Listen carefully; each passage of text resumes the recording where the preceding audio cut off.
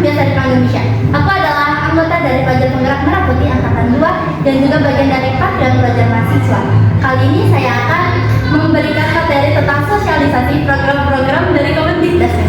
Izinkan aku patuh terlebih dahulu. Orang jahat harus dihukum. Biar adil buat semua kaum. Aku ucapkan assalamualaikum, sambutlah sore jangan tersenyum. Assalamualaikum warahmatullahi wabarakatuh. Waalaikumsalam warahmatullahi wabarakatuh. Pertama-tama kita akan membahas bahwa pendidikan bermutu adalah hak bagi setiap warga negara. Pendidikan juga adalah kunci pembangunan bangsa. Pendidikan juga adalah mandat konstitusi sebagai sarana mencerdaskan kehidupan bangsa seperti yang ada di dalam pembukaan Undang-Undang Dasar tahun 1945 dan juga ada di Undang-Undang Dasar 1945. Pada pembukaan Undang-Undang Dasar 1945, lebih tepatnya di alinea keempat yang berbunyi, pemerintah negara Republik Indonesia melindungi segenap bangsa Indonesia dan seluruh tumpah darah Indonesia dan untuk memajukan kesejahteraan umum dan mencerdaskan kehidupan bangsa dan ikut melaksanakan ketertiban dunia. Pada Undang-Undang Dasar tahun 1945 dipakai pada pasal 31. Pasal 31 terdiri dari dua ayat, yaitu ayat 1 dan ayat 2, yang berbunyi, ayat 1 berbunyi, tiap-tiap warga negara berhak mendapat pengajaran. Pemerintah mengusahakan dan menyelenggarakan satu sistem pengajaran nasional yang diatur dengan undang-undang. Undang-Undang Dasar Nomor 20 Tahun 2003 tentang Sistem Pendidikan Nasional dan Undang-Undang Nomor 14 Tahun 2005 tentang Profesionalitas Guru dan Dosen, Undang-Undang Nomor 18 Tahun 2016 tentang penyandang disabilitas dan Undang-Undang Nomor 59 Tahun 2004 tentang RPJPN 2025-2045. RPJPN adalah Rencana Pembangunan Jangka Panjang Nasional tahun 2025-2045, adalah suatu rencana dengan visi utama untuk mewujudkan Indonesia Emas 2045. Selanjutnya adalah Perpres Nomor 87 Tahun 2017 tentang penguatan pendidikan karakter dan Perpres tahun 2025 Nomor 12 tentang RPJMN 2025 sampai 2029. Rencana Pembangunan Jangka Menengah Nasional atau RPJM Nasional tahun 2025-2029 yang memuat visi-misi dan program Presiden terpilih untuk 5 tahun ke depan. Nah, sekarang implementasinya menjadi bagian dari komitmen pemerintah yang disusun dalam Astracita, yaitu dalam Astracita Kabinet Merah Putih pada Astracita keempat dan Astracita ke-8. Astracita Kabinet Merah Putih. Astracita keempat berbunyi memperkuat pembangunan sumber daya manusia atau SDM, sains, teknologi, pendidikan, dan lain-lain. Astracita ke-8 memperkuat penyelarasan kehidupan yang harmonis dengan lingkungan, alam, dan budaya serta peningkatan toleransi antar umat beragama untuk mencapai masyarakat yang adil dan makmur.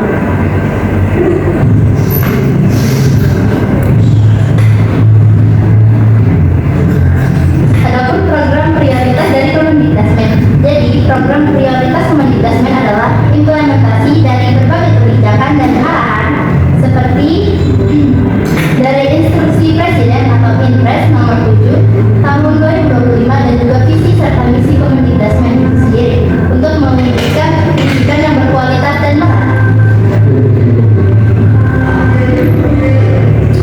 Pertama, penguatan pendidikan karakter dan kesehatan sekolah dapat dilakukan dengan cara pelatihan bimbingan konseling atau biasa disebut BK, penanaman karakter 7 kebiasaan Indonesia hebat atau CIKAI pada seluruh siswa dan anak-anak.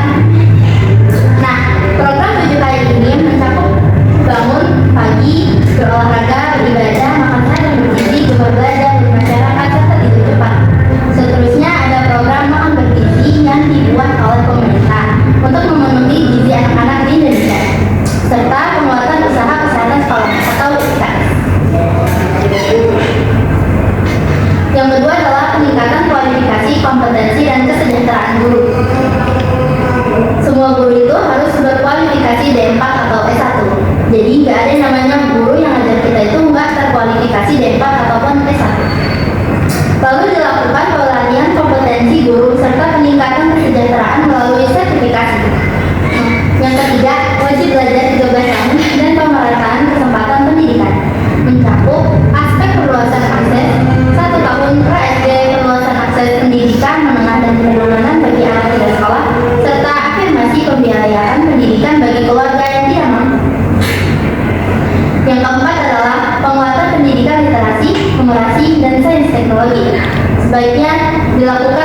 sejak usia dini, seperti belajar tentang pendidikan matematika, sains, serta teknologi, melakukan penguatan pendidikan vokasi, kejuruan, dan pelatihan peningkatan kecakapan literasi.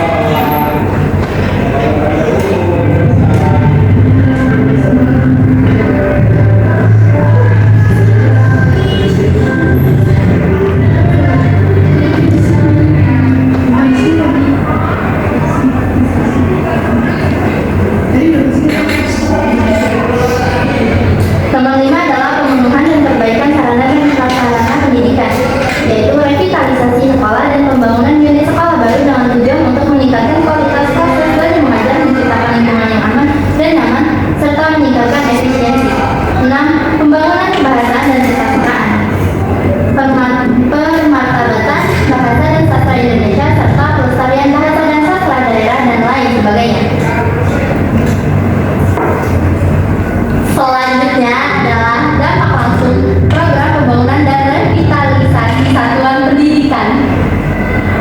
Dampaknya adalah adanya peningkatan kualitas dan kenyamanan lingkungan belajar atau lingkungan sekolah, dilakukannya perbaikan infrastruktur fisik, serta dapat memajukan UMKM. Selain itu, program ini juga dapat membantu meningkatkan akses pendidikan, terkhususnya pada daerah terpencil, melalui pembangunan fisik dan digitalisasi. Jadi nggak cuma anak-anak kota aja yang dapat akses untuk belajar dengan nyaman. Selanjutnya adalah digitalisasi pembelajaran. Kebijakan digitalisasi pendidikan ini diarahkan untuk mempercepat transformasi sistem pendidikan melalui pemanfaatan teknologi, informasi, dan komunikasi,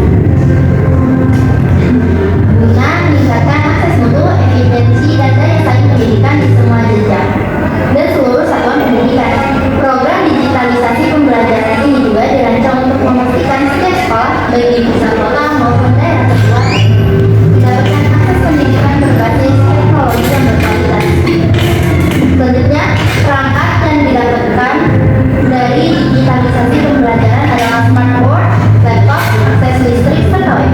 Selanjutnya adalah program penguatan karakter melalui 7 kebiasaan anak Indonesia hebat. Program 7 kebiasaan anak Indonesia hebat atau yang biasa kita dengan 7 KI adalah sebuah program yang diluncurkan oleh pemerintah untuk membantu karakter anak Indonesia hebat dan disiplin melalui pembiasaan positif ini. Tujuan dibuatnya 7 KI ini adalah membentuk generasi yang siap menghadapi tantangan global dan membawa Indonesia menjadi bangsa yang maju sejahtera dan berdaya saing, serta untuk mempersiapkan generasi emas Indonesia tahun 2045. Dan ingat ya, kebiasaan ini bukan hanya sekedar aturan saja, tetapi juga sebagai suatu pola pikir dan perilaku yang dapat diterapkan kepada anak-anak dimulai sejak usia dini. Dan dengan adanya kebiasaan ini, diharapkan seluruh anak dapat memberikan dampak yang besar bagi pertumbuhan maupun secara sosial serta secara pribadi. Selanjutnya adalah penguatan karakter dan budaya sekolah. Terdapat buku panduan 7 kebiasaan Indonesia hebat alias 7 kali ini sudah diunduh sebanyak 37.528 kali. Berarti sudah banyak yang mengetahui tentang 7 kebiasaan Indonesia hebat. Serta ada 6 anak Indonesia hebat yang biasa kita kenal saat ini. Video ini sudah ditonton sebanyak 156.000 kali. Berarti udah banyak yang mulai sering melakukan program ini. Nah, tahu gak sih kalau ternyata senam saat ini juga dapat membuat diri kita menjadi lebih produktif, serta saya juga bisa dijadikan sebagai pedoman dalam menerapkan gerakan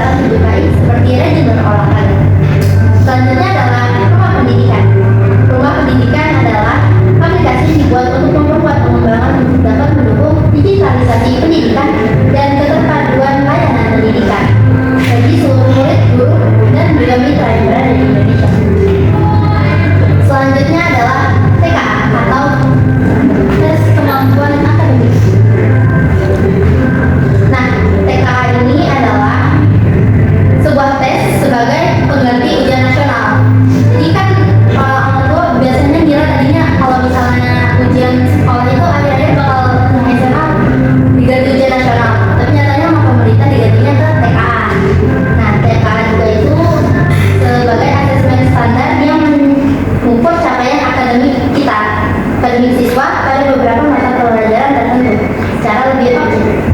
Anak-anak yang mengikuti TK adalah anak murid kelas akhir dari setiap jenjang pendidikan seperti SD anak kelas 6, SMP anak kelas 9, dan SMA anak kelas 12. Tujuan atau pemeran dari TK adalah untuk memberikan data objektif mengenai kemampuan akademik siswa serta untuk pemerataan nilai. Nanti, hasil TK itu akan digunakan sebagai acuan dalam validator rapor untuk seleksi masuk perguruan tinggi melalui jalur prestasi. Menjadi indikator penerimaan siswa di jenjang pendidikan selanjutnya, memetakan kualitas pendidikan di berbagai daerah yang ada di Indonesia. Selanjutnya adalah pembelajaran mendalam atau deep learning. Pembelajaran mendalam adalah sebuah pendekatan pembelajaran yang menekankan pada pemahaman utuh, bukan sekedar penguasaan fakta ataupun hafalan. Deep learning atau pembelajaran mendalam juga memiliki tujuan, yaitu untuk membawa siswa ke tingkat pemahaman yang lebih dalam, di mana mereka tidak hanya memahami satu konsep, tetapi juga mampu mentransfer dan menerapkan pengetahuan tersebut dalam berbagai situasi di kehidupan nyata. Nah, deep learning ini memiliki prinsip, yaitu berkesadaran, bermakna, dan membinakan. Selanjutnya adalah program Indonesia Pintar. Program Indonesia Pintar atau PIP adalah bantuan uang tunai, perluasan akses, dan kesempatan belajar yang diperuntukkan bagi anak-anak usia 6 tahun sampai pun 21 tahun yang berasal dari keluarga miskin atau rentan miskin untuk mendapatkan layanan pendidikan sampai dengan tamat.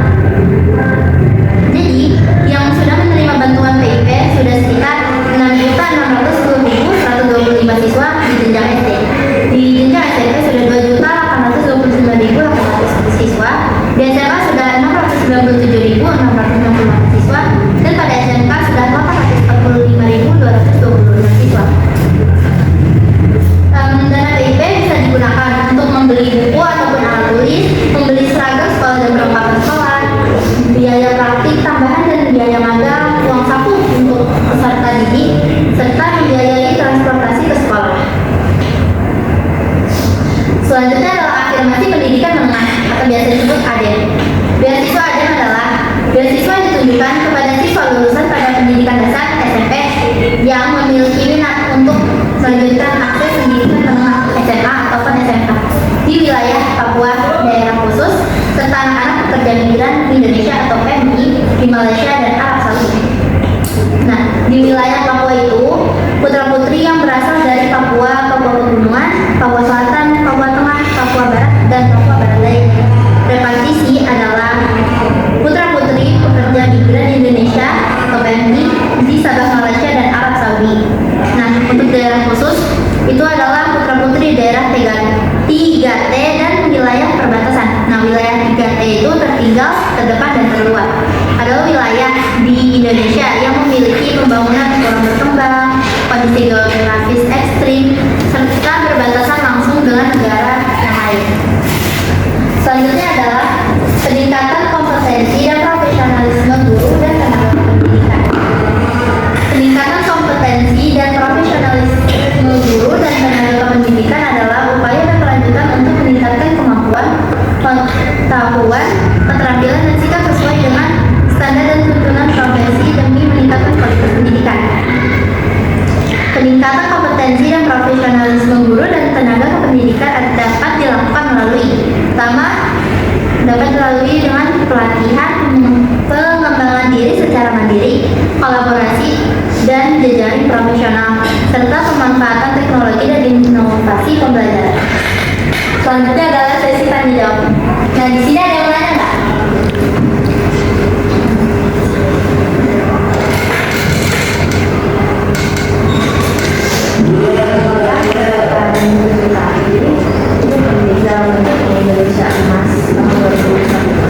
Ya, gerakan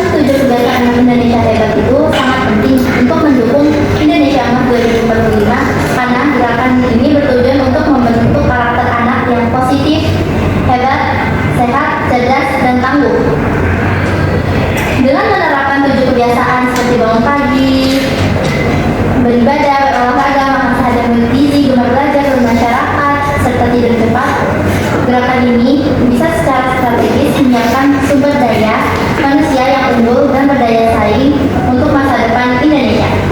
Ada yang mau nanya lagi nggak?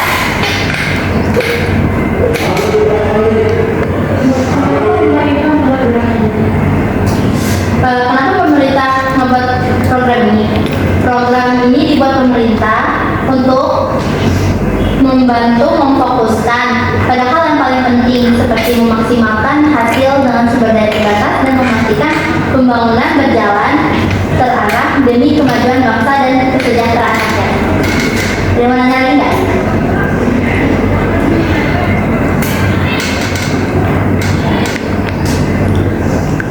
Ada nggak? Gila mau nanya? Hasil nilai TKA itu bisa dipakai buat apa aja, Kak? Hasil nilai TKA itu bisa digunakan sebagai bahan validator nilai rapot kayak yang aku bilangin tadi untuk lanjut ke perguruan tinggi selanjutnya. Bisa juga sebagai pertimbangan masuk perguruan tinggi, habis itu pengganti nilai SNBP, habis itu juga buat nilai tambah untuk masuk ke perguruan tinggi swasta PTS. Dah. Oh. Ada lagi nggak? Enggak. Udah, sekian dari saya. Wassalamualaikum